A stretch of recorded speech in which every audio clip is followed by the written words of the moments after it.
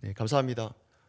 오늘은 내 외가 아니라 누구를 바라볼 것인가, 외가 아니라 누구를 바라볼 것인가라는 제목으로 하나님 말씀 함께 나누겠습니다. 오늘 본문은 고난의 이유를 찾으려고 하는 욕과 그리고 세 친구들이 치열한 공방이 결국 해결되지 않는 상황에서 그 평행선을 이루는 상황에서 이렇게 멈추게 되었다는 사실을 알 수 있습니다. 그때 이 폭풍 조녀와 같은 적막을 딱 깨고 등장한 인물이 있는데 젊은 중재자 엘리후입니다. 그는 단순히 논쟁에 끼어든 제3자가 아니라 인간의 지혜와 신앙적 그런 확신이 한계가 부딪힌 상황에서 그 시점에서 새로운 목소리로 등장하고 있음을 잘 말씀해 주고 있습니다. 계획주의 신학에서는 이 엘리후를 바라보는 관점이 좀 부정적인 것보다는 긍정적으로 바라보는 면이 좀 있습니다. 비록 시대와 환경은 다르지만 이해할 수 없는 고통 속에서 자신의 정당성을 필사적으로 증명하려는 욥의 절규는 오늘날 상처 입은 우리의 모습과도 좀 많이 맞닿아 있지 않은가 합니다. 우리는 고난을 마주하게 되면 이유를 찾으려 하지 않습니까? 설명되지 않으면 더욱 답답해하면서 결국 하나님 앞에서도 왜라고 질문할 수밖에 없게 된다는 것이죠. 그래서 오늘 본문은 우리에게 무엇을 보여주고 있습니까? 고난의 해석일까요? 아니면 인간의 지혜의 한계입니까? 우리는 고통 앞에서 무엇을 붙들어야 하는가? 오늘 이것을 우리에게 질문하고 있지 않는가 하는 겁니다. 오늘 이러한 관점에서 오늘 말씀을 좀 생각해 보면 좋을 것 같습니다. 엘리후의 등장은 강렬한 분노와 함께 시작하고 있음을 보게 됩니다. 우리 2절인데 우리 2절을 함께 읽도록 하겠습니다. 시작하시겠습니다. 람 종족 부스 사람 바라겔의 아들 엘리후가 화를 내니 그가 욥에게 화를 내면 욥이 하나님보다 자기가 의롭다 함이요. 아멘. 그는 욥을 향하여 화를 내는데 그 이유는 욥이 하나님보다 자기가 의롭다라고 주장했기 때문이다라고 말합니다. 여기서 보면 의롭다라고 하는 말은 보통 우리가 잘 알고 있는 법정적 개념인데 자신의 옳음을 입증한다라고 하는 것이죠.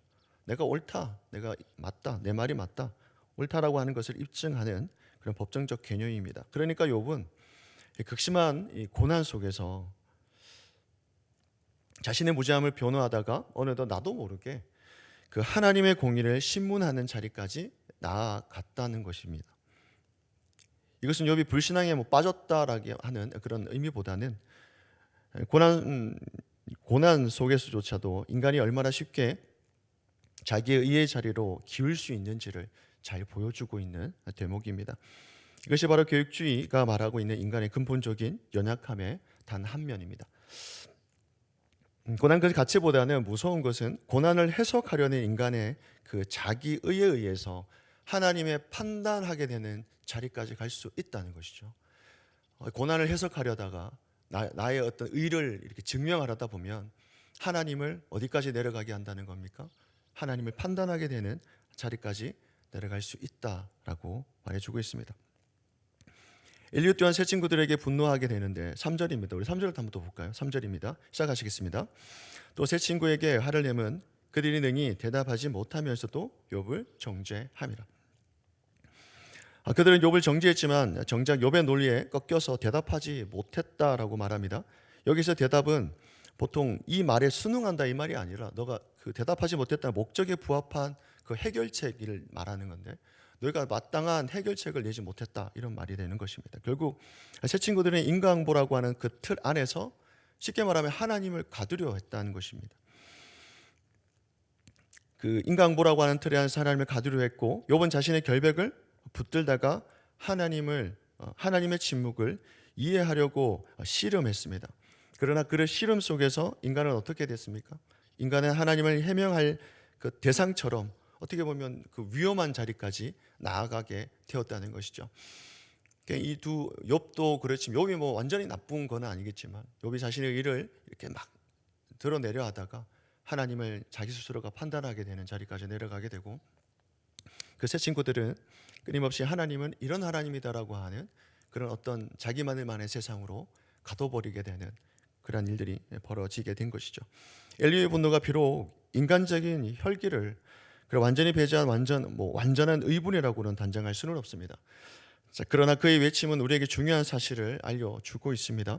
인간의 자신의 정당성을 확보하기 위해서 자신의 일을 증명하기 위해 하나님의 침묵을 불의로 규정할 수 있다는 사실입니다. 그렇게 하나님의 침묵을 불의로 규정하는 순간 성도는 신앙의 길을 잃어버릴 수도 있다는 것이죠. 보통 청년들뿐만 아니라 보통 성도들에게도 고난이 겹치면 힘듦이 있으면 왜라고 하는 질문을 하지 않습니까? 하다 보면 하나님에 대한 그런 의문들이 계속해서 생겨나게 됩니다. 그러면 어떻게 될까요? 나는 이렇게 살아왔고 나는 정당하게 살아왔음에도 불구하고 이런 일이 내게 왜 일어나는가? 이것을 묵상하다 보면 끝내는 하나님을 판단하게 되고 신앙의 길을 잃어버리게 된다는 말입니다.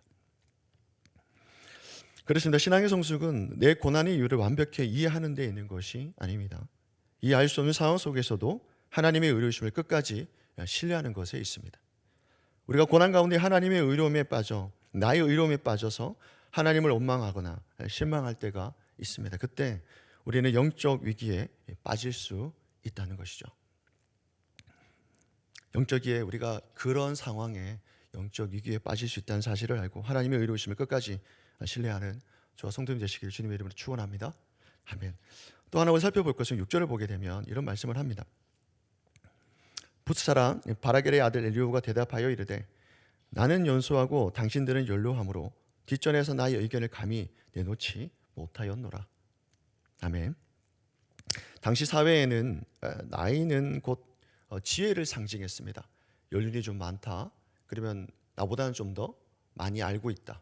경험이 많다. 이렇게 받아들이기 때문에 지혜자로 불리기도 됩니다. 경험이 많다는 것은 분명 분별력이 있다라고 받아들여졌다는 겁니다. 자, 그러나 엘리후는 오랜 침묵 끝에 한 가지 깨닫게 되었다라고 본인이 말하고 있습니다. 그것은 지혜가 단순히 나이나 경험에서 나오는 것이 아니다라는 것이죠. 그가 그 고난을 대하는 상황에서 지혜가 단순히 나이나 경험에서 나오는 것이 아니다. 이렇게 말합니다. 그러면서 8절에 어떻게 말하냐면 이렇게 말하고 있습니다. 그러나 사람의 속에는 영이 있고 전능자의 숨결이 사람에게 깨달음을 주시나니. 아멘. 이 말씀 매우 중요한 신학적 균형을 좀 담고 있습니다. 사람의 속에는 영이 있다라고 말합니다. 여기서 말하는 영은 우리가 잘 알고 있는 루아흐라고 하는 겁니다. 인간 안에 있는 영적 기능을 가리게 되는데 인간은 단순히 육체적 존재가 아니라 생각을 하고 또 분별하고 하나님을 인식할 수 있도록 창조된 존재라는 것이죠. 보통 우리가 이거 하나님의 형상을 닮았다 할 때 보통 이렇게 많이 쓰게 됩니다. 그러나 엘리후는 여기서 멈추지 않습니다. 전능자의 숨결이 사람에게 깨달음을 주신다라고 말합니다. 자, 여기에서 숨결이라고 하는 것도 우리가 잘 알고 있는 말씀인데 네샤마라고 해서 창세기 2장 7절에서 하나님께서 사람에게 흙으로 사람을 빚으시고 이제 그에게 생기를 불어넣었다라고 하는 장면이 있지 않습니까? 그때 쓰인 단어가 바로 이 네샤마라고 하는 겁니다. 생기라고 하죠. 생명을 주시는 분이 하나님이시다. 또한 우리의 모든 인생사를 깨닫게 하시는 분도 누구다는 거죠? 하나님이시다라는 겁니다. 그래서 인생의 어떤 모든 문제들, 어려움들, 내가 궁금해하는 모든 것들은 인간이 아무리 지혜가 있고 경험이 많다 해도 깨닫는 것이 아니라 하나님으로부터 주어지는 것이다 라고 하는 말입니다.